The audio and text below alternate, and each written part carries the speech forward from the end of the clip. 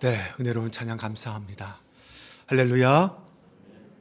추운 겨울 아마 두꺼운 외투를 입고 함께 모였을 텐데 바람이 매우 쌀쌀하고 차갑습니다. 세상은 차갑지만 우리를 향한 주님의 사랑, 주님을 향한 우리의 사랑은 더욱 간절해지고 뜨거워질 수 있기를 바랍니다. 또한 성도가 성도를 향한 그 사랑 또한 소망으로 가득하고 사랑으로 가득한 저와 여러분 모든 사람의 관계가 될 수 있기를 주님의 이름으로 축원합니다. 한 나라의 대통령이 외국을 방문하려고 하면 가기 전에 먼저 특사를 보냅니다. 특사가 가서 하는 일이 무엇이냐면 미리 양국 대표들이 모여서 나눌 의제를 사전 조율을 합니다. 그렇게 조율을 다 맞춰놓으면 이제 대통령이 정식으로 방문하고 양국의 정상들이 모여서 그 문제들의 최종 결정을 내립니다. 그런데 만약 대통령이 어떤 한 사람에게 특사를 보낸다면, 한 개인에게 특사를 보낸다면 거기에는 뭔가 특별한 목적이 있을 것입니다. 아마 그 사람에게는 대통령의 특사를 만나는 것 그 자체로도 영광이라고 할 수 있을 것입니다. 그런데 만약 하나님께서 나에게 특사를 보내신다면 나는 어떨까요? 아니면 내가 특사가 되어 누군가에게 하나님이 주신 사명을 갖고 파송된다면 과연 나는 어떤 마음일까요? 말라기서는 구약의 마지막 성경으로서 신약 성경의 복음서와 자연스럽게 이어지게 하는 다리의 역할을 하는 책입니다. 말라기서는 선지자 엘리야가 온다는 그 약속으로 끝맺음으로써 메시아이신 예수 그리스도가 오심을 기대하게 만드는 책입니다. 본문 3장 1절을 보면 보라 내가 내 사자를 보내리니 라고 말합니다. 세번역 성경에서는 이 부분을 내가 나의 특사를 보내겠다라고 번역했습니다. 하나님이 특사를 먼저 보내시겠다는 것입니다. 왜 하나님께서 특사를 보내시는 것일까요?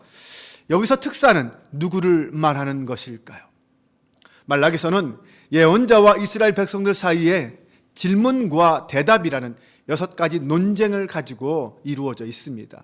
첫 번째 논쟁은 여호와의 이스라엘에 대한 사랑 논쟁, 두 번째는 하나님의 존귀와 경외에 대한 논쟁, 세 번째는 거짓을 향하는 유다에 대한 논쟁, 네 번째는 하나님의 공의에 대한 논쟁, 다섯 번째는 회개에 대한 논쟁, 마지막은 하나님을 대적하는 말에 대한 논쟁입니다. 그중에 오늘 본문은 2장 17절부터 사실 3장 5절까지 내용인데 하나님의 공의에 대한 논쟁을 이야기하고 있습니다. 이 논쟁은 예언자와 레위 제사장들 사이에 벌어진 논쟁입니다. 이 논쟁은 2장 17절에서 레위 사람들을 비롯한 이스라엘 백성들이 하나님의 공의에 대하여 제기하는 질문과 의심에 대하여 하나님이 정말 정의로운 분인가? 라는 그 질문에 대한 대답입니다. 먼저 2장 17절 말씀을 보면 너희가 말로 여호와를 괴롭게 하고도 이르기를 우리가 어떻게 여호와를 괴롭혀 드렸나이까 하는도다. 이는 너희가 말하기를 모든 악을 행하는 자는 여호와의 눈에 좋게 보이며 그에게 기쁨이 된다 하며 또 말하기를 정의의 하나님이 어디 계시냐 함이니라. 지금 백성들은 자신들의 죄를 책망하고 회개를 촉구하는 제사장에게 이렇게 질문합니다. 우리가 언제 어떻게 하나님을 괴롭혀 드렸습니까? 오히려 하나님이 악을 행하는 자를 더 좋아하고 더 잘되게 하시는 것 아닙니까? 공의의 하나님, 정의의 하나님은 도대체 어디 계신 것입니까? 라고 물었습니다. 포로기 이후에 예루살렘으로 돌아온 이스라엘 백성들은 그 삶이 정말 힘들고 경제적으로도 어려웠습니다. 그들은 생존을 염려해야 하는 그 현실 앞에서 그 신앙도 무너지기 시작했습니다. 이스라엘 백성들은 학개와 스가랴 선지자를 통하여 선포된 것처럼 포로기의 그 고난을 마친 다음에 예루살렘으로 돌아와서 무너진 성전을 건축하면 하나님의 영광이 임할 줄 알았습니다. 이제는 근심 걱정 없이 하나님이 주시는 복을 누리며 살 줄 알았습니다. 그런데 현실은 달랐습니다. 여전히 기근과 가난이 이 백성들을 괴롭혔습니다. 포로기에 고난을 겪은 후에 하나님의 은혜로 기적처럼 예루살렘으로 돌아온 백성들이었지만 그들은 여전히 달라지지 않는 삶의 환경 속에서 하나님의 존재와 하나님의 정의에 대하여 의심하기 시작했습니다. 그런 백성들을 향하여 말라기 선지자는 너희가 여호와를 말로 괴롭게 하고도 하나님을 곡해하고 하나님의 공의를 의심하고 있다라고 책망합니다. 불평과 원망을 쏟아놓는 그 백성들은 신실한 하나님을 괴롭게 하는 사람들이었습니다. 그들의 무엇이 하나님을 괴롭게 했을까요? 5절에서 선지자는 그들이 저지른 죄악들을 자세하게 설명하고 있습니다.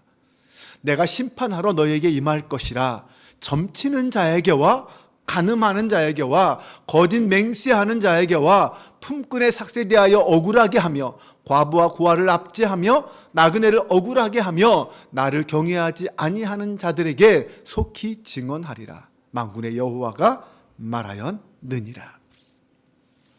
네, 백성들이 하나님의 공의를 의심하고 하나님의 능력을 부정했습니다. 그들은 하나님을 믿는다고 하면서 점을 치고 간음하고 거짓 맹세했습니다. 품꾼들의 삭스를 갈취하고 고아와 과부를 압제하고 나그네를 대접하지 않았습니다. 한마디로 그들은 하나님을 경외하지 않았습니다. 백성들이 그렇게 자신은 불의를 행하면서 하나님 앞에 범죄하면서 도리어 하나님이 불의하다라고 불평했던 것입니다. 그들의 그런 모습을 보시고 그들을 지으시고 그들을 사랑하신 하나님, 그 마음이 심히 괴로우셨습니다. 그들은 하나님의 사랑을 배신했습니다. 결국 하나님께서는 그들에게 선포하시기 시작하십니다. 먼저 하나님은 내가 내 사자를 보내겠다라고 말씀하십니다. 3장 1절입니다. 만군의 여호와가 이르노라. 보라, 내가 내 사자를 보내리니 그가 내 앞에서 길을 준비할 것이요 또 너희가 구하는 바 주가 갑자기 그의 성전에 임하시리니 곧 너희가 사모하는 바 언약의 사자가 임할 것이라. 만군의 여호와께서 사자 곧 특사를 보내셔서 여호와의 길을 준비하게 하실 것이다 라고 말씀하십니다. 구소사적으로 이 사자는 바로 세례 요한을 의미합니다. 마태복음 11장 10절에서 예수님은 이 본문 말라기 3장 1절을 인용하시면서 세례 요한을 예수님의 길에 앞서서 예수님의 길을 준비한 사람이라고 소개하셨습니다. 그렇게 하나님의 사자를 먼저 보내셔서 그 길을 예비하게 하신 주님께서 갑자기 오늘 말씀에 보면 주님이 성전에 갑자기 임하신다라고 말씀합니다. 곧 언약의 사자가 임한다라고 선포합니다. 우리는 바로 그 언약의 사자가 예수 그리스도라는 거 믿습니다. 그런데 주님은 이스라엘 백성들에게 그 언약의 사자, 그 약속의 메시아에 대해서 너희가 구하는 바, 너희가 사모하는 바라고 표현하고 있습니다. 그 말은 이스라엘 백성들이 그만큼 간절하게 기다리고 준비했다라는 것입니다.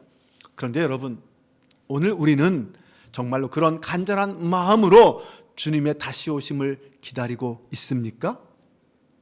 아니, 주님이 갑자기 임하신다고 하는데 주님이 임하심에 대하여 준비가 되어 있습니까? 혹시나 갑자기 오신다면 조금은 무안할 것 같고 너무 일찍 오신다고 서운해할 것 같진 않습니까? 지금 내 상황과 형편이 너무 행복하고 좋으니 조금만 늦게 오시면 좋겠습니다. 이렇게 말하고 싶지는 않습니까? 내가 누릴 것 다 누려보고 다 끝난 다음에 오셨으면 좋겠습니다. 이런 생각하지 않으십니까?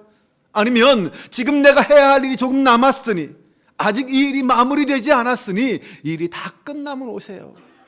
이런 말 하고 싶지는 않습니까? 하지만 주님은 그래도 오십니다. 하나님은 반드시 그 약속을 실행하십니다. 갑자기 도적같이 우리가 생각하지 못한 날에 주님은 이 땅에 임하실 것입니다. 그러면 그 주님이 임하시는 날은 어떤 날입니까? 왜 주님이 임하시는 것일까요? 2절과 3절을 보겠습니다. 그가 임하시는 날을 누가 능히 당하며 그가 나타나는 때에 누가 능히 서리요. 그는 금을 연단하는 자의 불과 표백하는 자의 잿물과 같을 것이라. 그가 은을 연단하여 깨끗하게 하는 자 같이 앉아서 레위 자손을 깨끗하게 하되 금, 은같이 그들을 연단하리니 그들이 공의로운 제물을 나 여호와께 바칠 것이라. 그가 임하시는 그날은 어떤 날일까요? 말라기 4장 5절은 이렇게 말합니다. 보라, 여호와의 크고 두려운 날이 이르기 전에 내가 선지자 엘리야를 너에게 보내리니. 그날은 여호와의 크고 두려운 날이라고 말하고 있습니다. 네, 그날은 엘리야가 먼저 와서 준비하고 예비한 다음에 임하는 날입니다. 그날은 아무도 막을 수 없습니다. 반드시 임합니다. 1차적으로 그가 임하시는 그날은 예수 그리스도가 이 땅에 성육신하여 오시는 날을 말합니다. 하지만 오늘 우리에게는 그가 임하시는 날은 주님이 다시 이 땅에 심판주로 오시는 것을 말합니다. 주님의 재림의 날을 말합니다. 그날은 누구에게는 구원의 날일 것이지만 누구에게는 심판의 날이 될 것입니다. 그날에 과연 우리는 어느 쪽에서 주님을 맞이하게 될까요? 네, 심판의 자리일까요? 구원의 자리일까요? 언약의 사자가 그날에 오셔서 하시는 일은 무엇입니까? 분명히 심판하러 오신다고 말씀합니다. 그런데 심판하러 오시는 그 주님은 또한 구원하러 오시는 분입니다. 불의를 행하고 하나님을 경외하지 않은 자를 심판하시는 주님은 하나님을 경외하고 그 뜻대로 하나님을 존중하며 산 자에게는 구원하러 오십니다. 그럼 주님의 구원의 방법은 무엇입니까?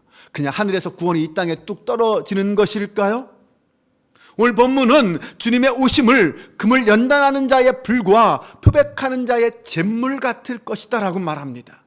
3절에서는 은을 연단하여 깨끗하게 하는 자 같다라고 말합니다. 한마디로 풀어 말하면 언약의 사자가 오시는 그 날은 심판하여 정화하고 연단해서 깨끗하게 하는 날입니다. 네, 하나님의 심판은 멸망을 위한 심판이 아니라 구원을 위한 심판입니다. 언약의 사자는 심판이 끝이 아니라고 말합니다. 그는 결코 심판을 끝으로 보지 않습니다. 도리어 그 심판은 연단받고 정화되어서 깨끗하게 나오는 것을 목적으로 하는 심판입니다. 여러분, 순금은 어떻게 만들어집니까? 금이 들어있는 바위덩어리를, 광석을 가마에 넣고 녹을 때까지 불로 연단하여서 재련합니다. 그러면 액체가 된 그 금속에서 불순물이 분리되어서 위로 떠오릅니다. 그러면 순금만 남기고 불순물은 다 제거해 걷어냅니다. 이렇게 열을 가하고 녹이는 과정이 없다면 결코 재련되지 않습니다. 불로 연단하는 과정이 없다면 순금은 결코 만들어지지 않습니다. 3절은 그렇게 해서 레위 자손들을 깨끗하게 하겠다라고 말씀합니다. 레위 자손들은 하나님의 일을 맡은 제사장 무리들을 의미합니다. 그런데 문제는 그들이 깨끗하지 않았다는 것입니다. 도리어 불의해서 하나님 앞에 공의로운 제물을 드리지 않고 거짓 제사들을 드렸습니다. 그래서 주님은 먼저 그들을 깨끗하게 하겠다라고 하십니다. 오늘 우리도 마찬가지입니다. 오늘 우리는 하나님 앞에 왕같은 제사장으로 부름받았음에 합당하고 온전하고 깨끗한 모습으로 예배의 삶으로 하나님 앞에 나아가고 있습니까? 만약 그렇지 못하다면 여러분은 어떻게 하시겠습니까? 계속 그 자리에 머물러서 불의와 불순종으로 죄악 가운데 살아가시겠습니까? 아니면 비록 연단의 과정이지만 다시 십자가 앞에 나아가 나를 새롭게 하고 하나님 앞에 온전한 모습으로 다시 나아가시겠습니까? 온갖 불의와 죄악으로 가득 차 있는 우리의 삶에 언약의 사자이신 주님께서 오십니다.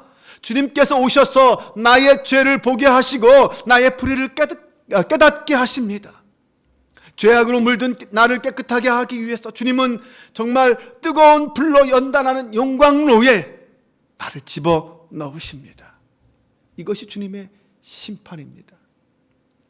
연단을 위한 심판이요 구원을 위한 심판입니다. 내가 그 사실을 깨닫고 그 뜨거운 용광로 속에서 온전히 회개하며 나아간다면 주님은 나를 순수한 순금으로 만드실 것입니다.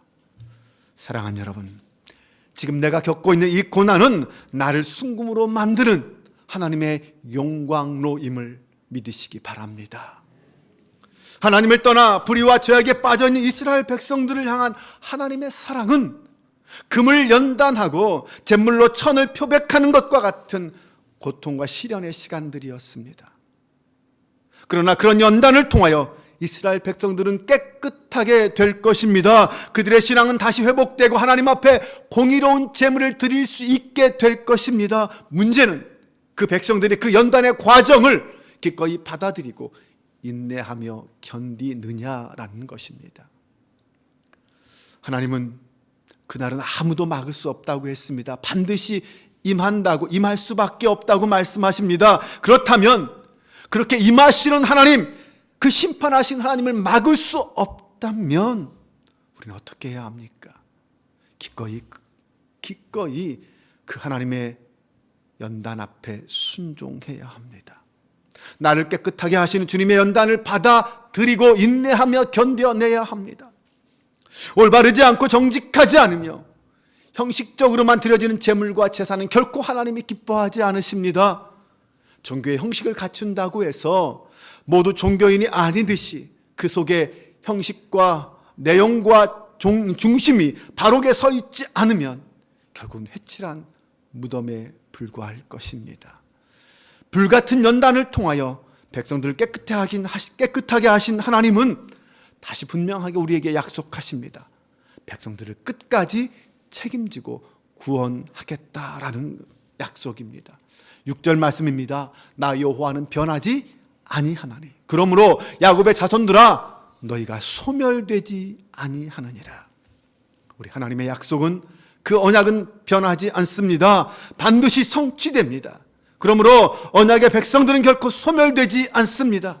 하나님이 끝까지 책임져 주십니다.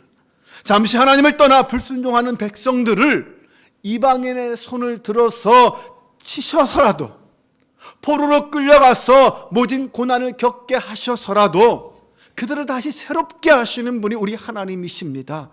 당신의 거룩한 백성으로 온전히 설 때까지 포기하지 않으시는 하나님, 이것이 하나님의 사랑입니다. 사랑하는 여러분, 오늘 우리의 삶의 자리는 어디쯤일까요? 아직도 연단의 자리, 고난의 자리에 있습니까? 이제는 고난을 통과하여 정금 같은 신앙의 모습으로 하나님 앞에 서 있습니까? 하나님 앞에 선 우리의 모습은 늘 연약하고 불순종하는 모습이기에 우리는 늘 연단의 과정에 있을 수밖에 없습니다. 그뿐만 아니라 욥의 경우와 같이 비록 우리가 순전한 믿음으로 하나님 앞에 서 있을지라도 하나님은 우리를 더욱 온전한 사람으로 만드시기 위해서 그런 하나님의 사랑 때문에 또한 우리는 연단의 과정에 서 있을 수밖에 없습니다. 하나님은 때로는 실패라는 걸 통하여 우리를 연단하십니다. 하지만 그 실패를 통하여 우리는 더욱 강한 굳센 신앙으로 세워질 수 있습니다. 연단이라는 말은 쇠붙이를 불에 달군 후에 두드려서 단단하게 하는 것을 말합니다. 단단하게 연단하기 위해서는 쇠붙이를 수없이 많이 두들겨야 합니다. 많이 두들길수록 더 단단하게 연단됩니다.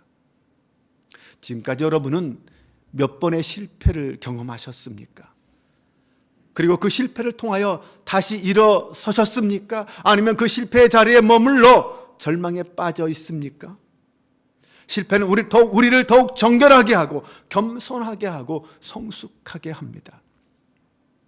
저는 제가 목사가 되는 과정 가운데 2번의 실패를 경험했습니다. 첫 번째 실패는 대학을 졸업하고 목회자가 되기 위해서 신학대학원에 입학하는 과정에서 있었습니다. 대학교 3학년 2학기쯤 되어서 저는 이제 대학을 졸업하고 신학대학원에 가서 목사가 되겠다라는 결심을 했습니다. 그래서 그때 당시는 저는 공대에 다니고 있었지만 전공 필수 과목만 제외하고는 나머지 과목들은 인문대에 들어가서 인문학 강의들을 듣기 시작했습니다. 심리학, 철학, 경제학 이런 것들을 듣기 시작했습니다. 저 나름대로 신학대학원 입학을 준비하고 있었습니다. 그렇게 소명을 품고 믿음으로 준비하다가 대학을 졸업하고 신학대학원 시험을 봤는데 보기 좋게 떨어졌습니다. 저는 떨어지는 것을 상상도 못했습니다. 공부를 안 한 것도 아니고, 그리고 나름 열심히 믿음을 가지고 준비한 시험이었습니다. 목회자가 되겠다고 결단했는데 그러면 하나님이 알아서 척척 인도해 주실 줄 알았습니다. 그런데 하나님은 저에게 시험에 떨어지게 하시고 다시 1년을 더 준비하게 하셨습니다. 저는 1년 뒤에 다시 신학대학원에 입학할 수 있었습니다. 저의 두 번째 실패는 대학원을 졸업한 후에 4년 후에 있었던 수련 목회자 시험이었습니다. 당시 감리교회에서는 목사 안수를 받는 과정으로 처음으로 수련 목회자 과정이 생겼습니다. 첫 번째 시험이었습니다. 그때까지 저는 대학원을 졸업하고도 목회 현장에 나가지 못해서, 단독 목회를 하지 못해서 목사 안수를 받고 있지 못했습니다. 모교회에서 계속 전도사로만 사역하고 있었습니다.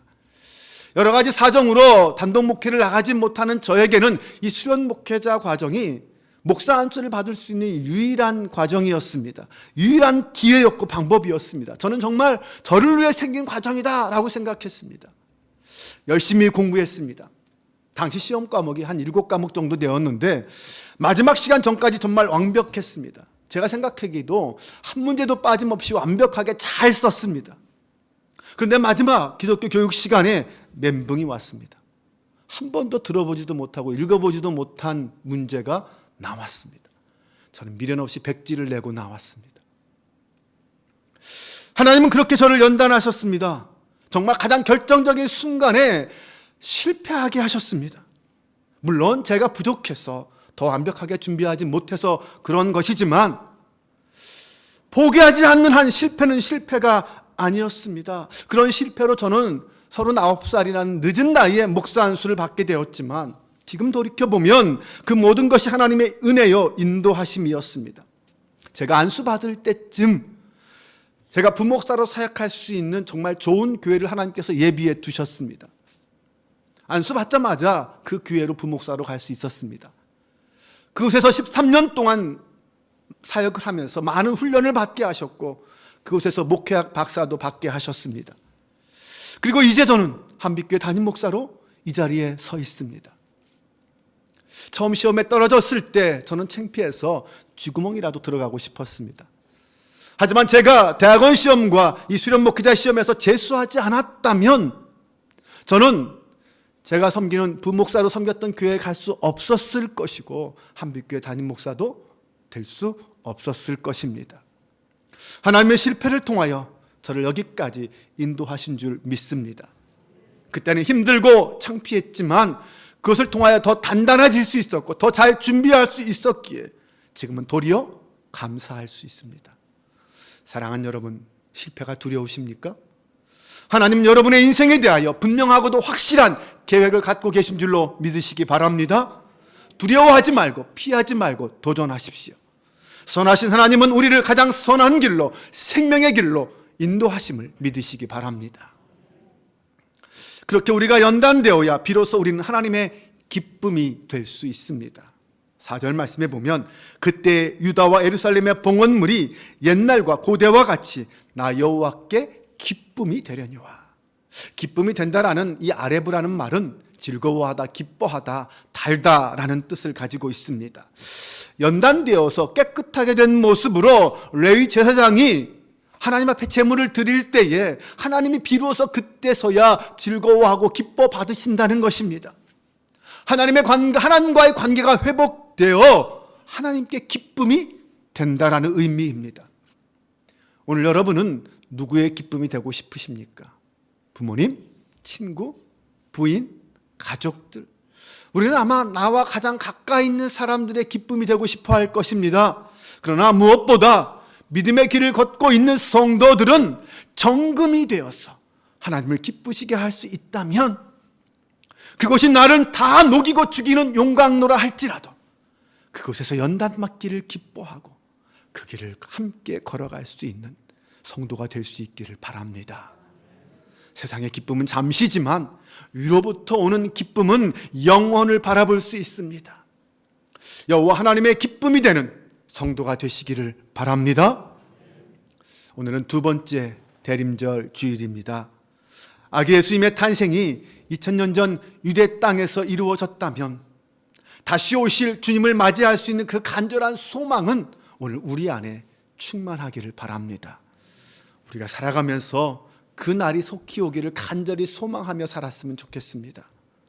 그 기다림에 세례 요한처럼 주의 길을 곧게 만들면서 준비했으면 좋겠습니다. 정금처럼 단련되어서 하나님이 쓰시기에 부족함이 없도록 준비되었으면 좋겠습니다. 때로는 삶의 공허함과 신앙의 의문 가운데 공의의 하나님이 정말 살아계신가? 라는 의문도 들 수 있겠지만 그분이 어느 날 갑자기 이 땅에 임하신다는 사실을 기억하고 당황하거나 두려워하지 말고 기쁨으로 당당하게 맞이할 수 있으면 좋겠습니다. 그럴 때 우리는 하나님의 기쁨이 될 것입니다. 그때 정의의 하나님도 우리와 함께 하실 것입니다. 우리를 통하여 당신의 살아계심을 보여주실 것입니다. 오늘도 주님은 우리를 주님의 특사로 부르십니다. 오늘 이 시대를 향한 주님의 특사가 저와 여러분임을 믿으시기 바랍니다.